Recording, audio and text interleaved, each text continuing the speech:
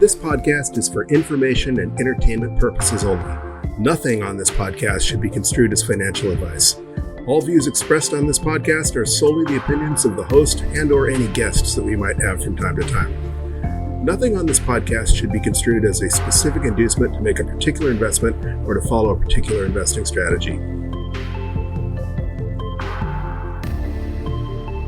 Hello, you sexy sat stackers, and welcome to the latest episode of the Bitcoin Bulletin Podcast. As usual, I am Chris, and today is Wednesday, February 15th, 2023. Happy belated by one day Valentine's Day, or for some of you plebs out there, happy national or happy International Singles Awareness Day.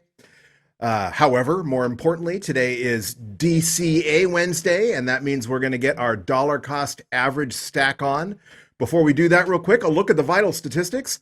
At the time of this recording, we are sitting at a blockchain block height of 776,736, and Bitcoin is ringing in at a USD value of $24,335, or 4,098 sats per dollar.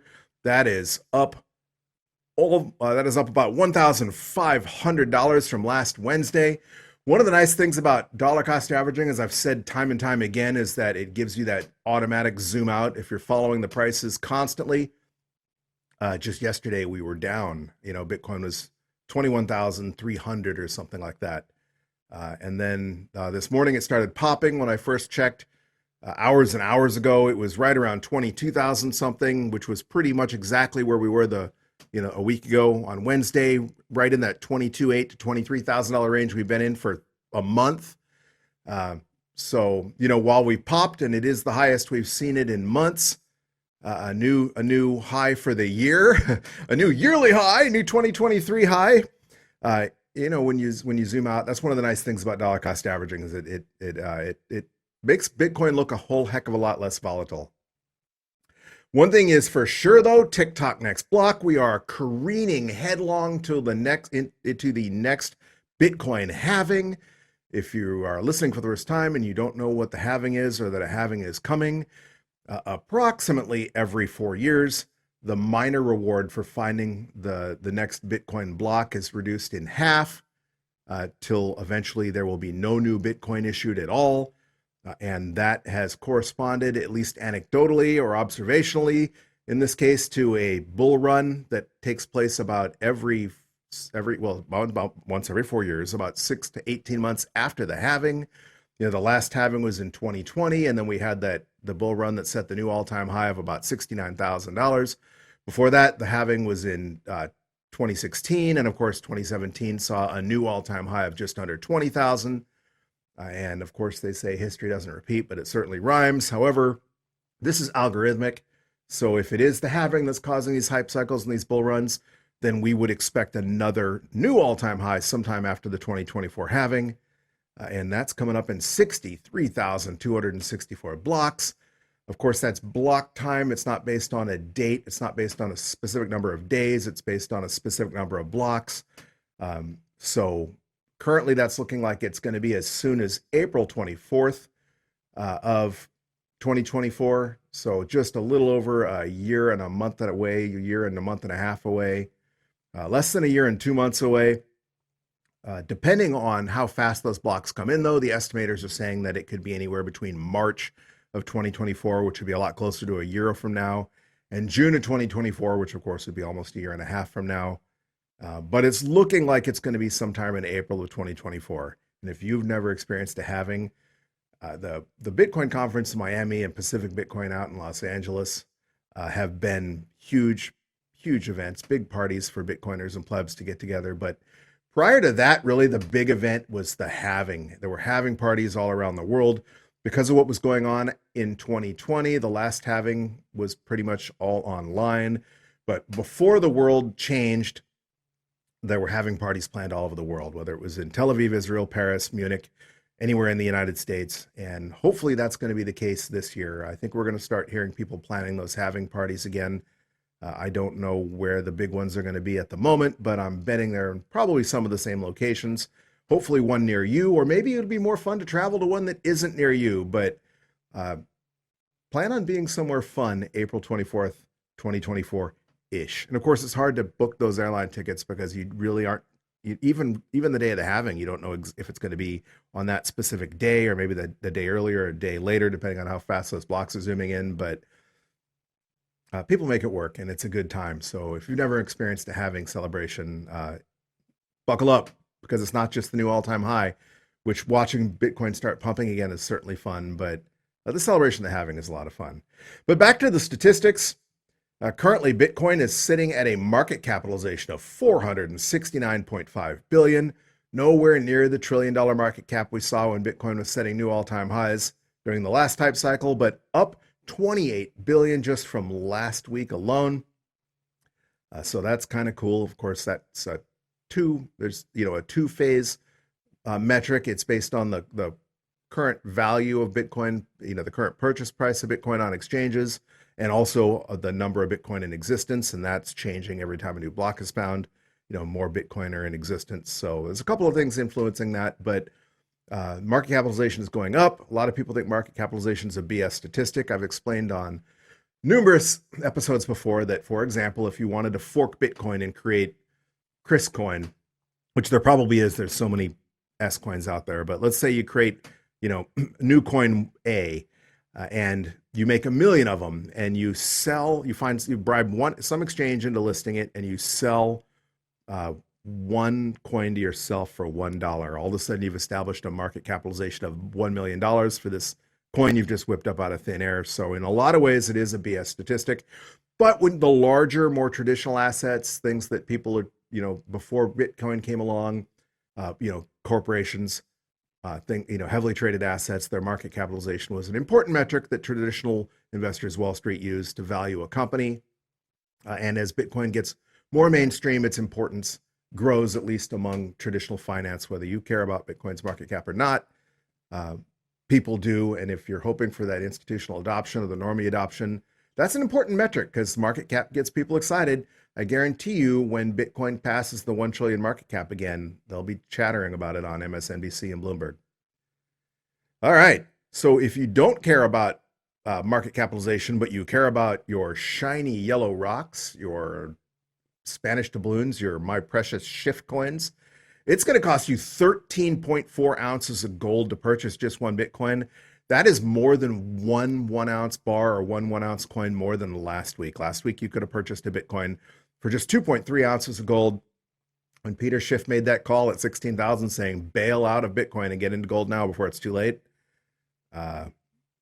he lost that bet because now one Bitcoin is worth about two to three more gold coins, 1 ounce gold coins or bars than it was when he tweeted that. Of course, Peter Schiff is a lot like Jim Cramer. When he gets on Twitter and tweets about Bitcoin, it's usually it's an inverse indicator. Peter Schiff is always good as a bottom signal. So hey, thanks, Pete. Notice you've been really quiet about Bitcoin recently. For those of you who value your wealth in pizza, one Bitcoin will currently purchase you 1,441 Papa John's pizzas. That is a palindrome of pizzas. If you're Marty Bent or other people out there that are into numbers and palindromes, that is almost 4 years worth of pizza, ordering one large pepperoni pizza every day for 3.9 years. That is a heck of a lot of pizza. That is a lot of food security. It's something that's a lot easier to do with Bitcoin than it is to do with those gold coins. Good luck taking a $1,700 gold coin into Papa John's, getting them to give you a pizza and make change. All right, so the statistic that I like to follow, the one that I've kind of just been paying attention to based on my own personal observations, Bitcoin's 24-hour transaction rate is absolutely screaming, currently averaging 3.78 transactions per second.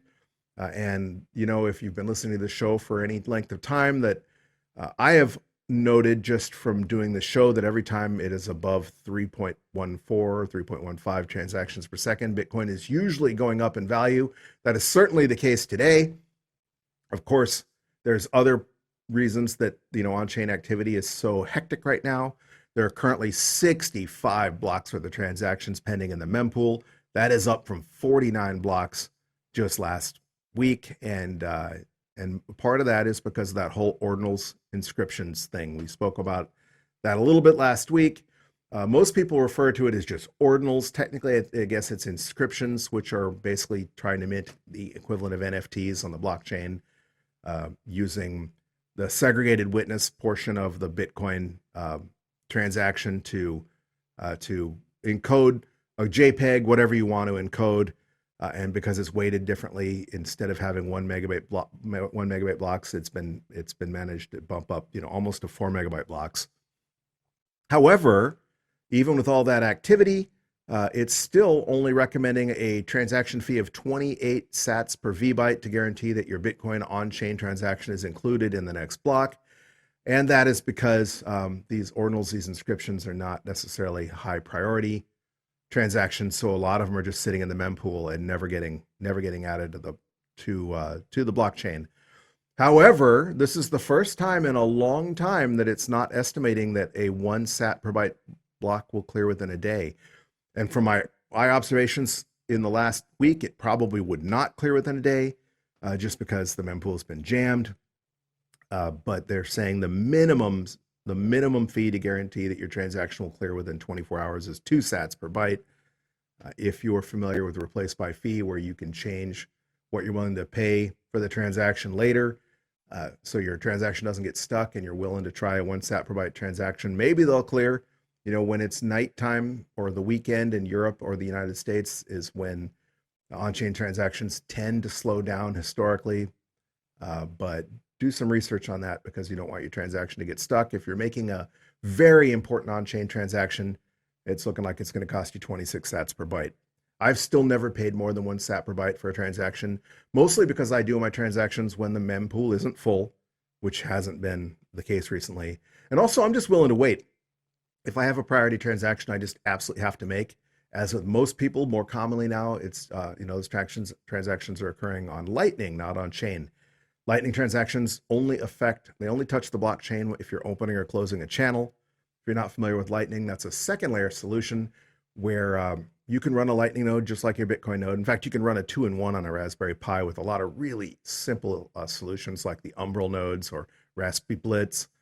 That's a topic for a completely separate episode, but long and the short of it is you don't have to run your own Lightning node. You should, just like you should be running your own Bitcoin node, because if you really want to trust that the data is accurate, then you want to verify, not trust.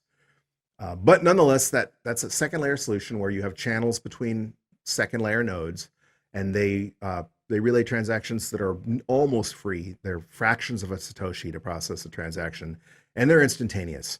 Again, that's a topic for another episode, but Lightning volume has been increasing dramatically by leaps and bounds in the last 2 years, particularly of late. When I spoke about the coffee that I purchased from El Salvador, I paid them they sent me a Lightning invoice. I DM'd him on Twitter and said, I want to buy coffee.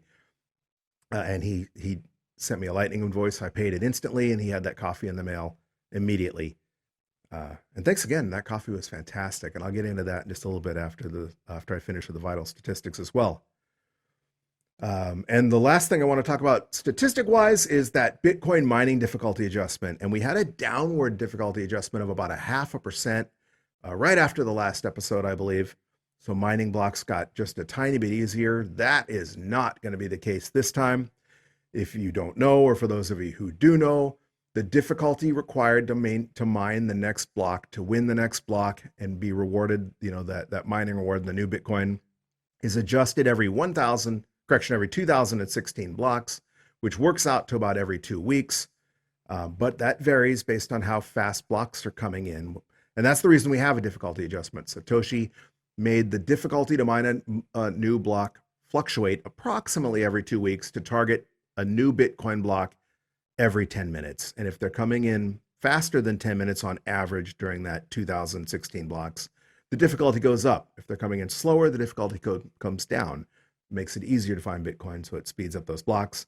Currently, blocks are zooming along. They're averaging 9 minutes and 11 seconds. And as a result, we're looking at a relatively large difficulty increase in about 9.5 days, sometime around February 25th. It's almost 10 days. And that's going to be anywhere from 3.61 to 9.2%. 9.2% would be a significant increase in mining. there's many reasons why mining hash power fluctuates. Some of it isn't really hash power fluctuating. It's just mining a block is luck. It's like flipping a coin. Sometimes blocks come in fast just because they do, not because hash rate increased, but also because we had those really cold storms in Texas. A lot of the mining now is in Texas. After China banned mining, a lot of the mining came to the United States. When they came to the United States, they came to Texas because Texas has no state income tax. Electricity is relatively cheap in Texas because it was the energy capital of the United States until they decided to go with all that wind power. Last time I drove across Texas, it was dystopian almost. It was as far as the eye can see, just windmill after windmill after windmill for an entire day on the road, driving diagonally across Texas from Amarillo to Waco. And those don't work when the wind isn't blowing. And without getting into the green energy reliability debate, which is hashed out all the time on Bitcoin Twitter, the long and the short of it is because Texas has high demand when it gets cold or when it gets really hot, and they do have issues with their wind power from time to time. The Bitcoin miners have signed agreements with the grid managers that when there's a huge surge in energy demand or a lack of production, that they'll turn their miners off and let that energy flow to the grid. And they get paid to do that. So it's not like they're just being altruistic, a word that I just hate now. Thank you to SBF. But it isn't just that they're being nice. They are making a profit. But it's a win-win situation. It's a win-win because ERCOT and the power companies don't have to build plants that they only run at peak, so-called peaker plants that only run at peak demand and are basically a waste of money the rest of the year. And Bitcoin gets to soak up the excess energy when it's available and get paid to idle when it's not. So when it was really cold, a lot of miners shut off is where I'm going with this. And therefore the hash rate went down and blocks took longer to come in and difficulty decreased. Now all those miners are coming back online. So that's one, or came back online. So that's one source of increased hash rate. It's a fluctuating hash rate, not necessarily new mining machines being installed. Some of it hopefully is Marathon Digital finally getting some of their miners installed. If you remember, even before the Bitcoin price tanked, Marathon, which was one of the largest mining companies in the United States, was having issues with the power plant they were using in Montana went offline. And then the company they were using to install and maintain their miners filed for bankruptcy. So they had hundreds of thousands of miners just sitting idle. And if and when those come online, that'll increase hash rate and cause the difficulty to increase to go up as well. Many things affect difficulty increase or the difficulty adjustment, and it looks like it's going to be a really big increase. All right, well, once again, the news continues to be the price. When I first got up this morning, as I mentioned, I do believe Bitcoin was more than $1,000 cheaper than it currently is. And there's a lot of things affecting that potentially. But hey, did you know that today is apparently World Hippo Day? I didn't know that until I opened my browser and I opened the Brave browser or wherever do I open, and it just popped up and on the little news feed that they give you. Apparently today is International or World Hippopotamus Day. So if you're into river horses, those big, lovable, yet extraordinarily dangerous hippopotamuses, it's World Hippo Day. And the other question I know all of you are wondering is, did I try the dark roast from Good Beans in San Salvador, El Salvador? And yes, I finally did. So once again, shout out to Good Beans Coffee Shop in San Salvador, El Salvador. Technically, they're in a suburb of San Salvador, the capital, but close enough. If you don't know who they are, follow them on Twitter. On Twitter, they are Good Beans the, like the Good Beans, but the is on the end. They are shipping El Salvador grown, freshly roasted by them coffee all over the world. I ordered 2 1-pound bags of coffee. It took me about a week to get them. I tried the lighter roast, and I hadn't tried that. I was drinking the lighter roast during the last episode of the Bitcoin Bulletin podcast. I had not tried the dark roast yet, and holy cow. These are the first 2 Salvadoran coffees I have ever tried. Everybody says Salvadoran coffee packs a punch. If you watch Max and Stacy on the Max and Stacy show, Max Kaiser and Stacy Herbert, one of his recent broadcasts, I think it was maybe 2 shows ago, he was joking that everybody's walking around El Salvador caffeine buzzed. And if that dark roast, it packs a wallop. And part of it might just be the beans, but part of it's also, the Good Beans was nice enough to send me suggestions on preparation for the coffee. They ship whole beans that you grind them yourself, prepare your own coffee how you choose. And he sent me instructions for preparing it, whether I prepared it in my drip maker or my French press, One thing I noticed right off the bat, and you're going to need a kitchen scale because they're going to, if you're not, well, if you're in the rest of the world, you're familiar with grams. But if you're using tablespoons, that's out the window because you're going to measure everything in grams, even the water.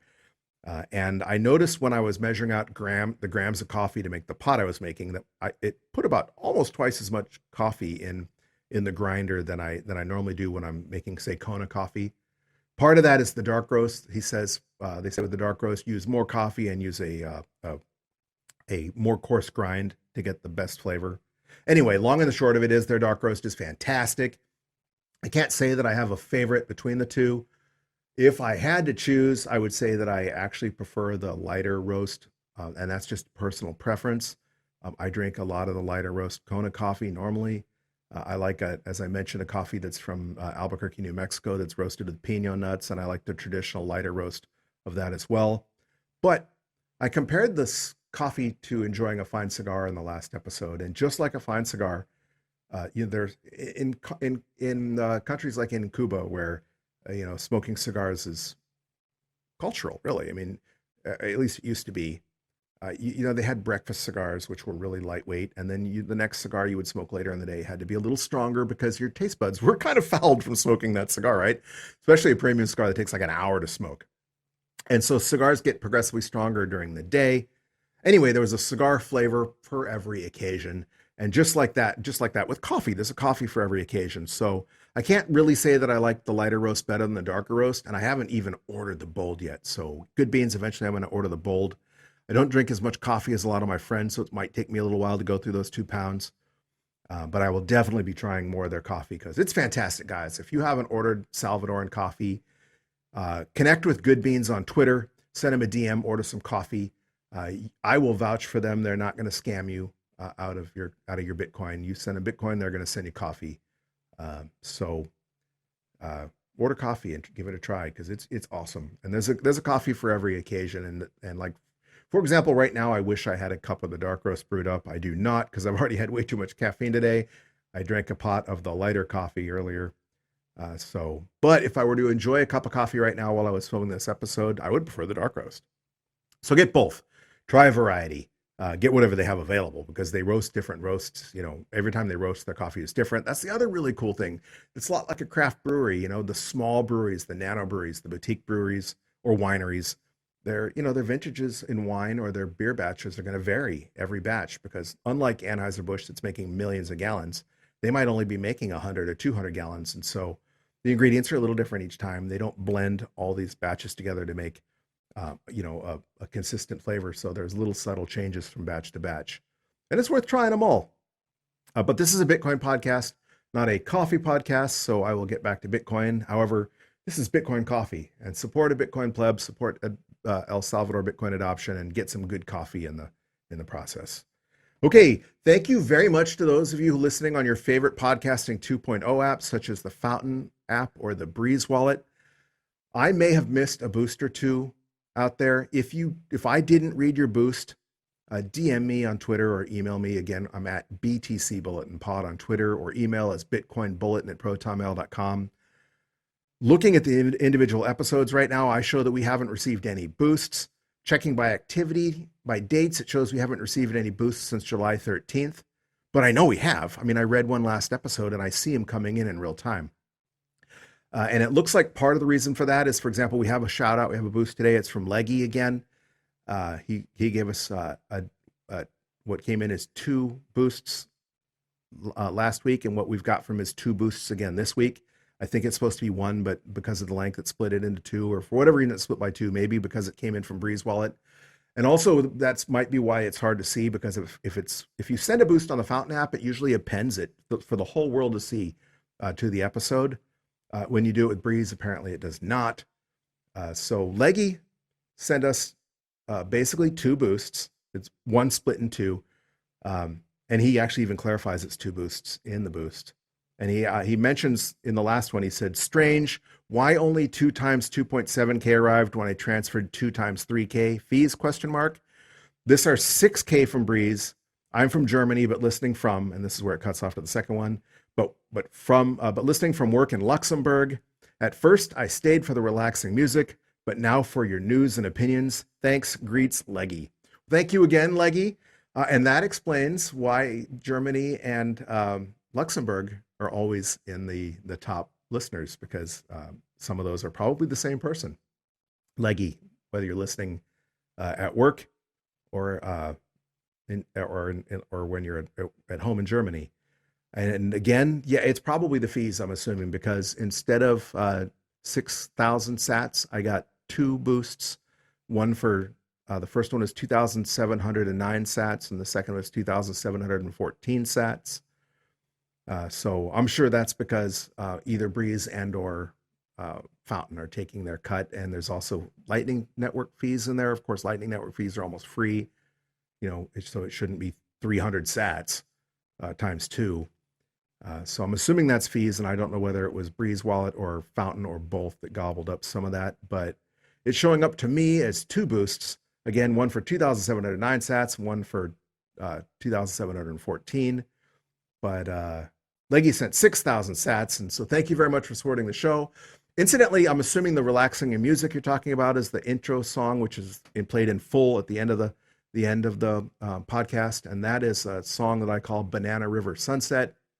And I composed it on, I'm not very talented musically, but I composed it with Apple's GarageBand several years ago for a drone video I did where I was taking some aerial video of the Banana River Lagoon here in the Space Coast of Florida, the sunset over it. And that's why the song is this exact, you wouldn't notice, but it's about a 4-minute long song. And I composed it basically just till the drone video was over, and that was that. So, but I liked it. I liked it a lot. I love it. A lot of people love it. In fact, on the YouTube channel that drone video is on, I had a person tell me that they just put my YouTube channel on in the background with the music playing because they like the songs a lot. So thank you.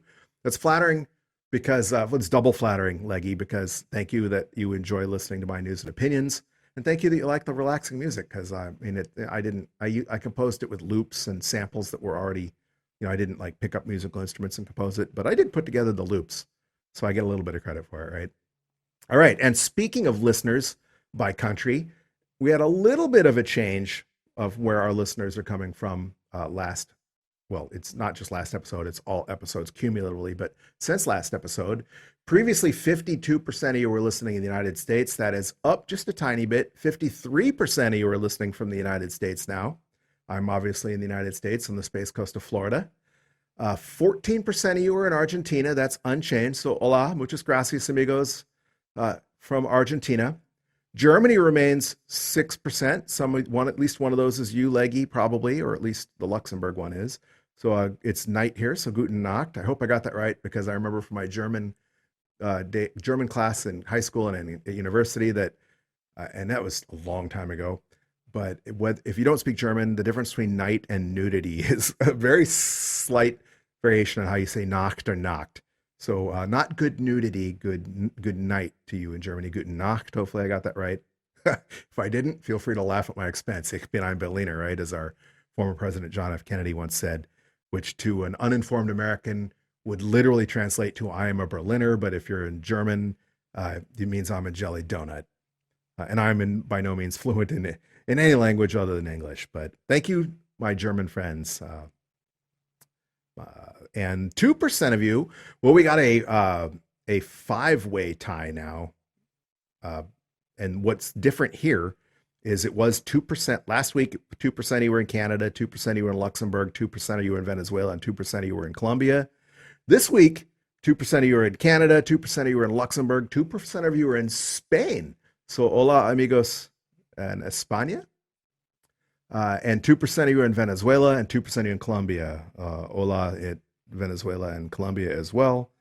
A lot of Spanish-speaking friends listening to this podcast. That's really cool. I've never been to Venezuela or Colombia, and I've never been to Luxembourg.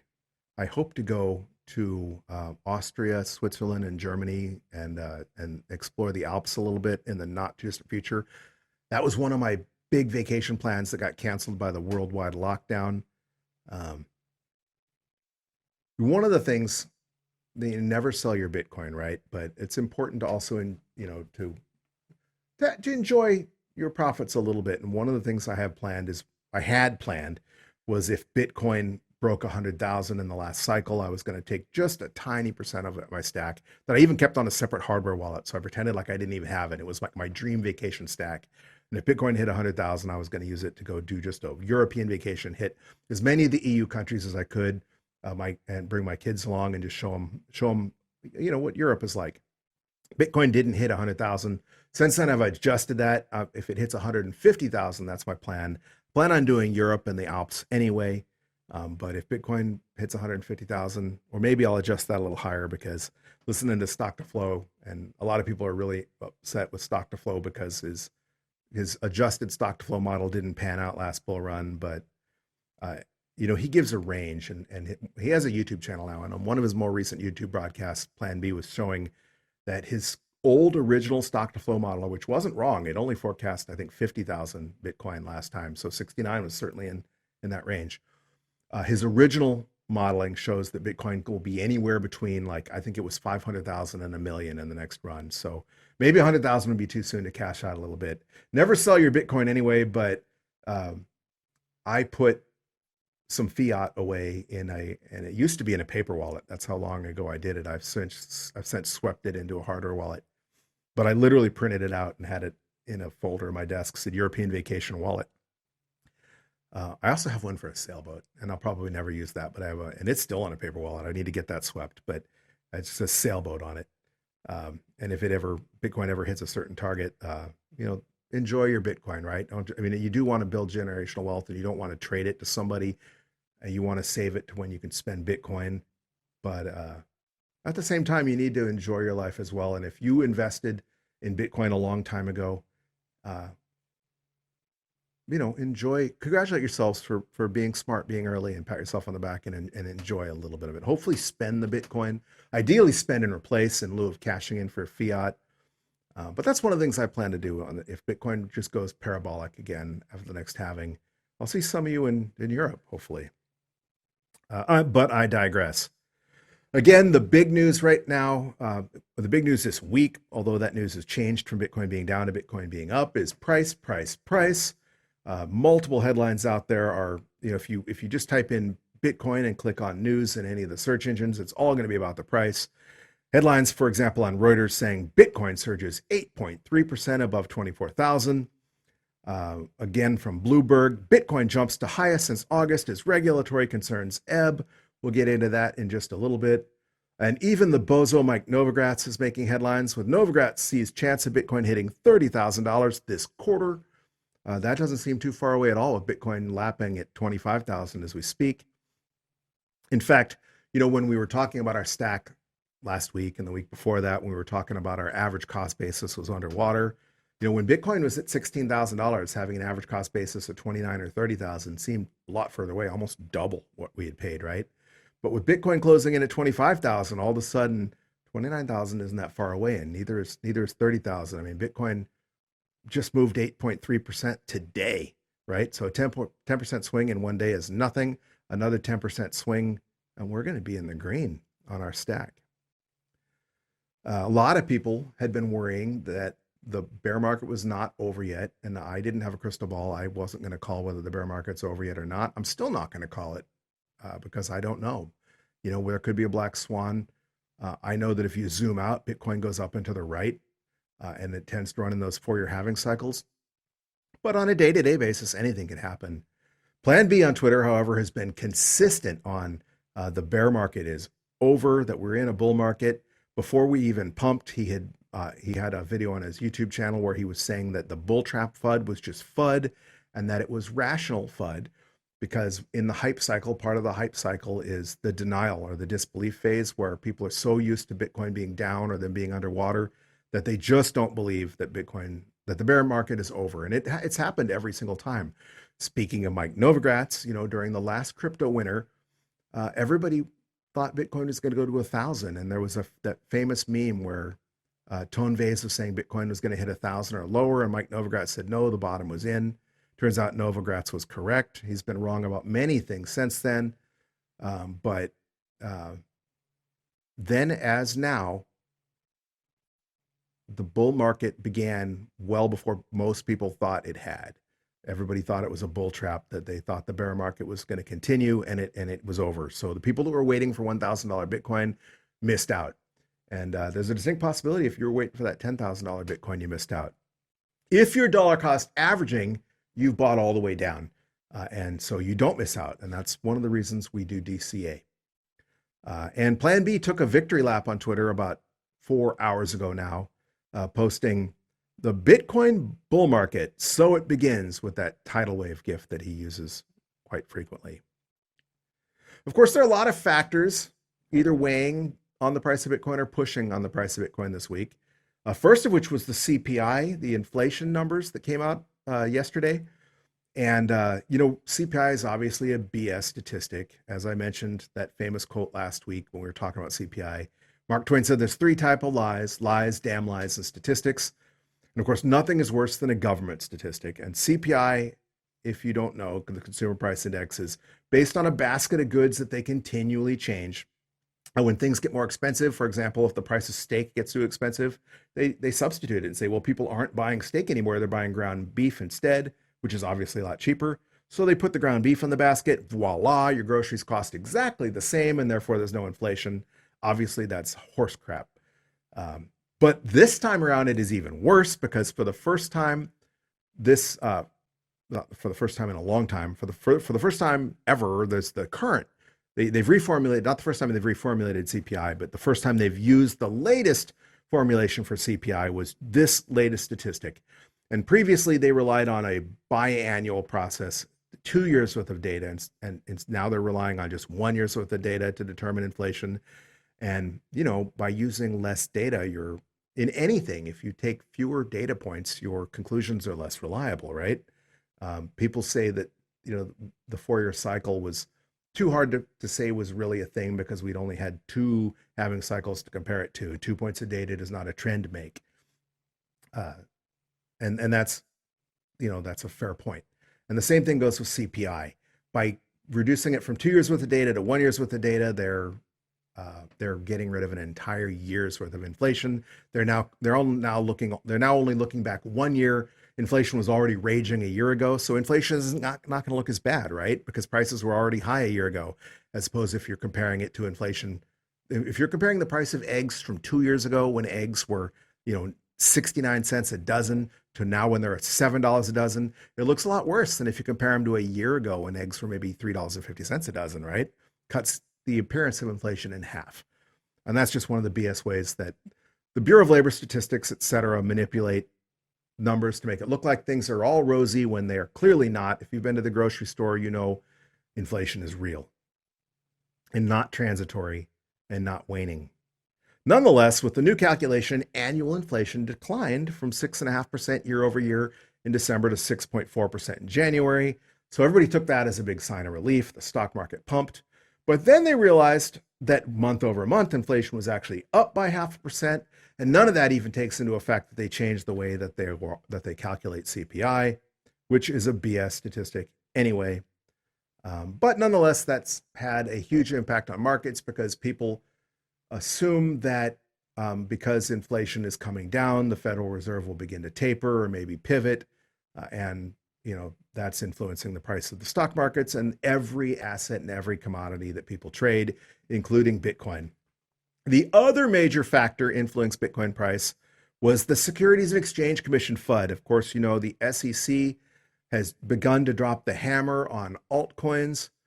Previously, Gary Gensler, even before he was the SEC chairman, when he was a professor at Harvard, gave the opinion that Bitcoin is a commodity and pretty much everything else is a security, and as such, an unregistered security, because no altcoins are registered securities.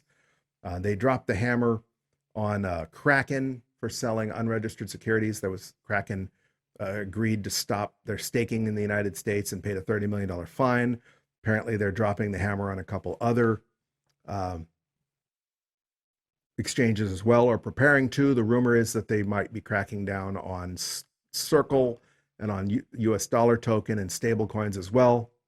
And that led to the FUD that, oh no, they're going to crack down on Bitcoin, or crack down in a way that's going to impact the price of Bitcoin, because when people panic about the crackdown on stable coins or whatnot, that people panic and sell their Bitcoin as well. That has apparently turned to relief.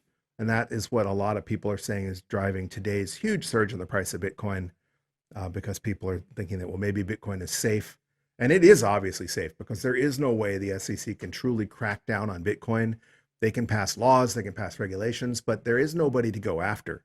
If they wanted to go after Ethereum, they could go after the Ethereum Foundation. They could knock on Vitalik's door. They could, you can't run a full Ethereum node because it's just too huge. You can't run it on a Raspberry Pi in your closet. So almost nobody's running Ethereum full nodes. So they can go to the companies that are the foundations that are and shut them down. They can absolutely shut down stable coins by going to the issuers and saying stop. And we're seeing that happen. But there's nobody to go to in Bitcoin. They can say you're a criminal if you trade Bitcoin, and they've done that in places. We've seen how well that's worked in China, right? Or in, the highest Bitcoin use per capita is in Nigeria, and it's illegal to do so in Nigeria, but it's the most Bitcoin use in the world, right? So you can't regulate Bitcoin. You can regulate Bitcoin, but just in the same way that you can regulate sharing and pirating music and movies. It hasn't done a thing to stop it. The only thing that kind of put a wane to piracy is that it's just gotten so cheap to subscribe to Netflix or Apple Music or whatnot that it just isn't worth it for people to pirate anymore. But that was a market-based solution, not a regulation-based solution. And then that's a very similar to Bitcoin, is that they couldn't put torrenting out of business, and they can't put Bitcoin nodes out of business. Anyway, allegedly people are realizing that, and that's part of why Bitcoin price pumped. Or it could just be Bitcoin doing what Bitcoin does. If it continues to run in the 4-year cycles as it always has, we're at the point now where Bitcoin should slowly trend upward to where somewhere around the halving, we're talking about getting close to the previous all-time high. In the last bull run, I don't think we got to we didn't break the previous all-time high till several months after the halving, but we were trending up and to the right, and then certainly after the halving. And then, of course, it went parabolic a few months later, as we always have. Other really cool news out there towards Bitcoin adoption, and this has to do with Lightning, is Breeze has introduced a new Lightning SDK. What is an SDK? If you are not a programmer or don't know, SDK is short for Software Development Kit. And basically what that is a set of tools where you can integrate Lightning into any software, any app, any website that you run without knowing how to program at all. They basically are just giving you a plug-in. According to Wikipedia, Software Development Kit is a collection of software development tools in one installable package. They facilitate the creation of applications by having a compiler, debugger, and sometimes a software framework. They are normally specific to a hardware platform and operating system combination. According to Breeze, the Breeze SDK enables mobile developers to integrate Lightning and Bitcoin payments into their apps with a very shallow learning curve. The use cases are endless, from social apps that want to integrate tipping, like think Twitter or Nostr apps, between users, to content creation apps interested in adding Bitcoin monetization. Lightning use, as I've already talked about, and you probably already know, is already exploding. This is a big deal because a lot of people might like to add Lightning, but they don't want to employ Lightning engineers, software engineers specifically, to take months or years to write the code to integrate Lightning and then worry about debugging it and any problems that might come from handling the money. In this case, you can just plug that SDK right into your application. You don't have to worry about writing the code. You don't have to worry about getting a money transmitter license to handle the Bitcoin transactions, because all of that is handled for you. That is a big deal. And I mentioned Nostr. Nostr is actually a protocol. It's a decentralized protocol basically for social media. Basically right now it's glorified Twitter. And to access Nostr, you need an app. For example, in iOS, you would use potentially the Damus app. And it's really cool. There is a debate on whether it is pronounced Nostr like Nostr or Nostr like Nostr. I apparently think, I naturally think, Nostr, I think is how I said it, but I don't know. One of the things that I've heard is between Damus and Nostr, you have like Nostradamus. So maybe that is a justification for how to pronounce it. Someone else pointed out on, I think it was, I don't remember what podcast it was, but it was a podcast I was listening to a day or two ago, that they said Nostr is actually Latin for hours. So maybe that's a coincidence, or maybe that is why they named it Nostr. But Nostr is said to stand for notes and whatever other things. I forget. It's an acronym. But there's a debate on how it's pronounced, either Noster or Noster. And it's cool. The drawback is it's mostly Bitcoiners and Bitcoin maxis at that. The plus is that it's mostly Bitcoiners and Bitcoin maxis at that. So you don't have people that you don't want to hear whining about, whatever on Twitter. People that vehemently disagree with you. People that are anti-Bitcoin. You don't have to worry about the shitcoiners out there. None of that normie Twitter BS. So it's kind of neat. And it's uncensorable. You can't get blocked. You can post whatever you want on Noster. If you're using Damus, I think their terms and conditions say you're not allowed to use Damus to post anything that they deem offensive or threatening or whatever. But that's a term of service between you and the app you're using to access Noster. It has nothing to do with Noster itself. And it's brand new. And if you're getting in on Noster now, you're getting in early. Who knows whether Noster will just be MySpace and get replaced by a Facebook, or whether it becomes the dominant, if it replaces Twitter one day, or just leads to bigger and better things we can't even conceive of right now. But it's worth checking out. It's really cool. And if you're not familiar with it and you're on Apple, consider downloading the Damus app. And basically it's going to give you, just like Bitcoin, a private key and a public key, and you share your public key, and that's how you find people. You verify who they are, and do not share that private key. Just like with Bitcoin, never show anyone that private key, because if someone gets your private key, they're you. They can control your Noster feed. All right. That is all I really wanted to get into before I let Bitcoin get any more expensive and do our daily stack. So let's get into it. Today's DCA Wednesday, and let's add to our Wednesday DCA stack. To do so, as always, I'm going to use the Cash App. And I was just talking on Twitter, posting on Reddit the other day, someone asking about Cash App. And they were saying they didn't like Cash App because Cash App's fees. And I said, well, I love Cash App because it's easy. They're not a sponsor of the podcast. I want to make that disclaimer perfectly clear. They've never given us a thing other than we have a referral code, which no one's ever used. And everyone that has Cash App has their own referral code. So if you sign up for Cash App, you have a referral code you can share with friends and family, so they can get a little bit of free money for signing up, and you get a reward as well. But I use it because it's easy, because they do charge about 2.25% to purchase Bitcoin. And that is a lot more than, some exchanges where you can buy as little as like 0.1%, but they don't charge you anything to transfer your Bitcoin to your hardware wallet. So we're going to spend about 45 cents in fees to purchase $20 of the Bitcoin today. But if I transfer it immediately to my hardware wallet, I'm going to do it for free.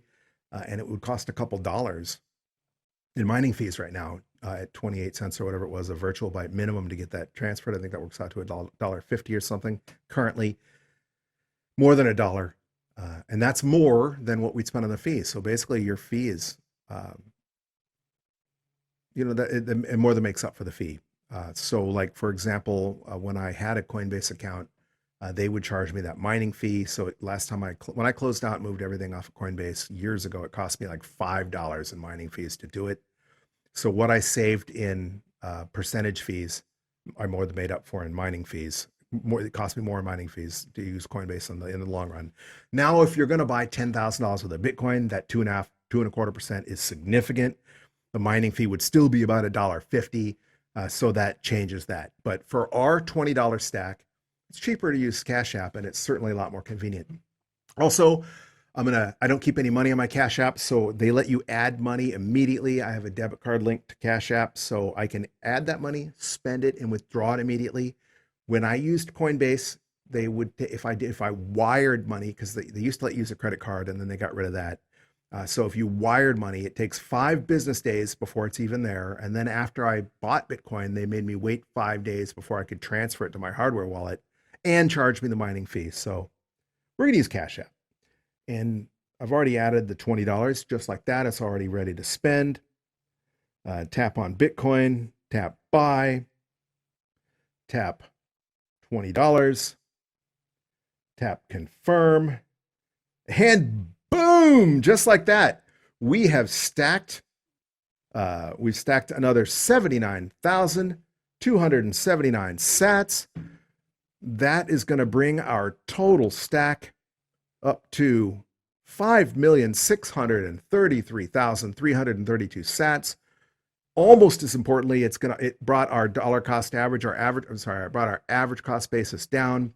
Not as much as it had been doing. It only dropped our average purchase price by $55.46. But every time we're buying right now our average cost basis is $29,112.43. Underwater, but not as underwater as it had been. And we just purchased at $24,659. So up $300 since I even started broadcasting this podcast. As long as Bitcoin is under 29,000, it's going to lower our average cost basis. But in the long run, all that really matters is the number of sats we stacked. I mentioned over and over again on multiple episodes when Bitcoin was $16,000 and Bitcoin was $18,000. Have you stacked enough $16,000 Bitcoin? Are you going to regret the number of sats you have when Bitcoin's 69,000, when Bitcoin's 100,000, if Bitcoin's $1 million? Are you regretting at 25,000 or 24,000 not having stacked that $16,000 Bitcoin? I hope you're not. If you're dollar cost averaging, certainly you're not. Obviously, it doesn't matter how much Bitcoin you have once you become a Bitcoiner and you're all in. You never feel like you have enough. I'm regretting every sat I don't have, but you can only purchase so much. You only have so much fiat. You only mine so much fiat at your day job. You can only earn so many sats, even if you're getting paid in Bitcoin. So you can only do what you can do. And that is why we're dollar cost averaging and why we're only dollar cost averaging $20, because I wanted to show that even $20 a week is going to add up over time. And it already has. We started dollar cost averaging in July of 2021. This was our 82nd stack. So we've stacked 82 times now. And had you YOLO'd in on July 28th, 2021, Bitcoin was $39,716 on that day. We did our first DCA stack.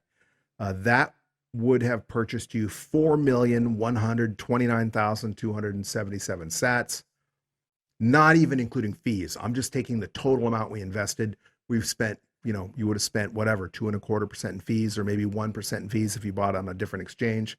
But even pretending like fees didn't exist, you would have 1,504,055 fewer sats had you YOLO'd in instead of DCAing. You would be even more underwater than you are now, obviously.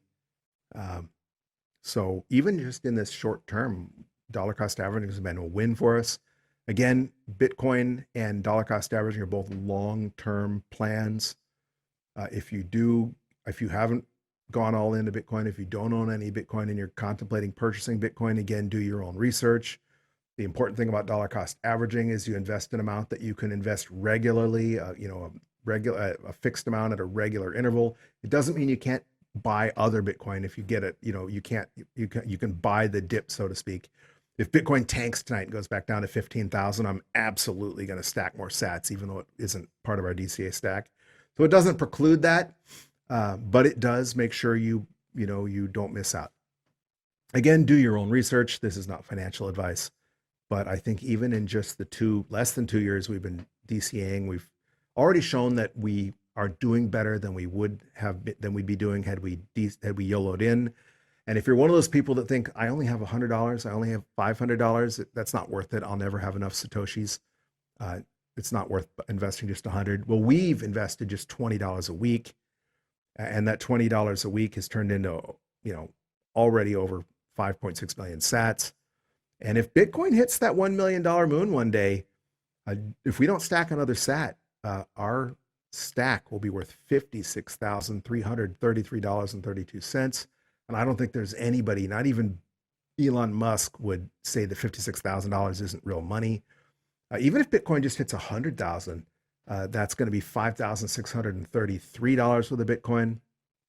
And, we did that at $20 a whack, and we've only stacked $1,640. So that would be a heck of a return. So I think we've proven two things. We were better off DCAing than YOLOing in, because we have more sats than we would have. And even $20 a week has gotten us a nice stack of sats, a stack of sats that might even be life-changing for you one day. There's a lot of people out there that $56,000 would be life-changing for if Bitcoin hits $1 million. If Bitcoin hits 10 million, that'd be, $560,000, more than $500,000. There was that estimate, was it Fidelity or Vanguard? I forget who it was. We spoke about it a couple podcasts ago, where they said that by 2038, Bitcoin was going to be worth $1 billion.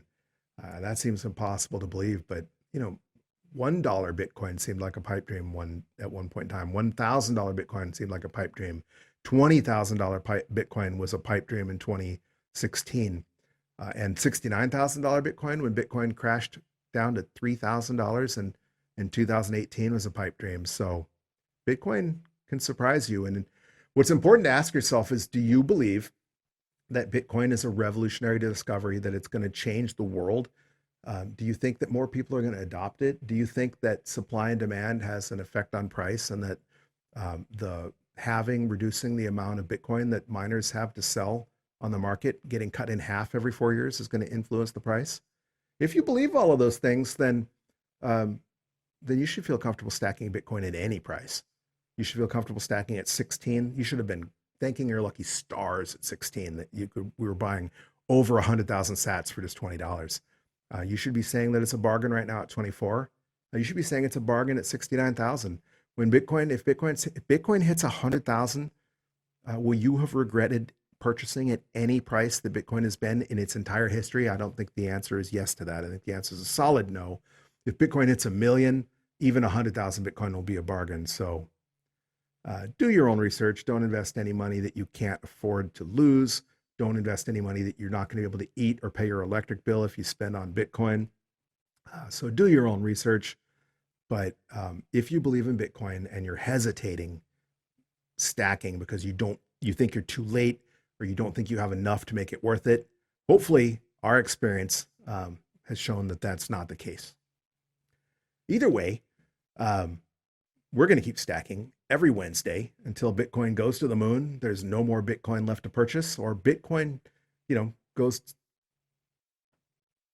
to zero, which, I can't say there's a non-zero chance that Bitcoin goes away. I very firmly believe that's not the case, but as long as there's Bitcoin to buy, we're going to be buying Bitcoin.